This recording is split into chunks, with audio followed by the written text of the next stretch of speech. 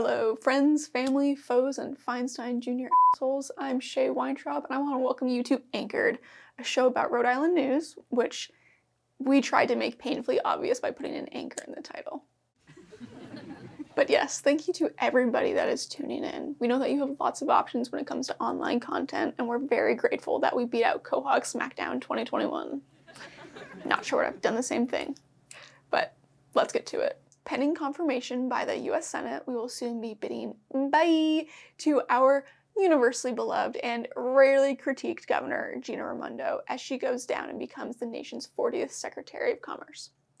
Last week at her Wednesday press conference, she said that she could have never imagined herself in the president's cabinet. And that's not to say that she didn't actually ever want to be there. It's more to do with the fact that she's a Rhode Islander and D.C. is more than 20 minutes of a drive away. With that said, it's a huge deal that Governor, for now, Raimondo is going to be going down to D.C. Rhode Island, as we know, has a long history with history. So much so that the first white guy that came here to what is now Providence is now a tree. Reduce, reuse, recycle. Roger Williams. But no, this is only the second time that Rhode Island has sent a woman to serve in our nation's capital. The first being Republican Congresswoman Claudine Schneider, who served in the U.S. House of Representatives from 1981 to 1991 for Rhode Island's 2nd District. And yes, there's Warwick's Martha McSally, who has served in the U.S. Senate and the U.S. House of Representatives, but she served for Arizona, which, by our standards, breaks the totally legit Ocean and Sunshine State Accord, where it explicitly states, "Thou shalt only snowbird in Florida." Martha. I don't know. I don't make the rules. But I do wish all the luck to Governor-for-now-Raimondo in her future endeavors. And if I may, I have one piece of advice, and that is, if you're trying to convince Rhode Islanders that you're not leaving us for the popular kids down in our nation's capital, try not to wear pink on Wednesdays. Folks, it's back. Rhode Island's semi-annual food sale, or as the Providence Warwick Convention and Visitors Bureau wants us to call it, Restaurant Week. The stuffies are fine. I promise. Okay.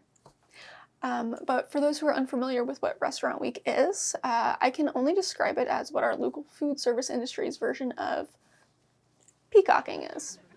It's when they spread out their white tablecloth wings and squawk out what I'm pretty sure is Spotify's Frank Sinatra playlist, all in order to attract more customers.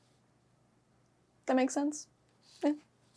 But I really truly do love Restaurant Week. I mean, when else can you get food that is worth a year's tuition at Brown? All for a semester at URI prices, eh? No, but if you don't get the dessert, it's almost as if you got a scholarship, which is pretty cool, and it's all I can afford. Due to COVID this year, there are more and more places that are offering takeout. So if you're feeling a little less Capital Grill and a little more lowercase girl, you don't have to worry. And like the free coffee at Dave's Marketplace, these deals aren't coming back for a while. Womp, right? So take advantage while you can. Also, this Sunday is National Beer Can Appreciation Day, so if your collection looks a little more like the inventory at the Haxtons on Bald Hill Road, this is a holiday for you. With over 25 craft breweries in Rhode Island, there certainly isn't a shortage of cans of beer that you can drink and collect. Now, it's important to state that these cans of beer are not Pokemon, and we do not want you collecting them all, pulling a trash catch 'em, and attempting to collect and drink every single one of them in the state, alright? Moderation is fun. So I'm told. Any hooters, this weekend I went and tried 3 different kinds of beer in this state, all for this segment. This segment alone, no other reason. Here are my thoughts. First up is Old Gertie from Buttonwoods Brewery. This mixed media sour was created in collaboration with Snake Hill Farm and has at least 7 blueberries worth of flavor per can. But probably more. No, definitely more. The next beer is Berry Sour from Newport Craft Brewing. And I'm not totally sure what the difference is between the flannel edition and the non-flannel edition, but Something tells me that one involves a date to Bass Pro Shops before building furniture that you got at IKEA together. And finally, we have Backyard from Foolproof.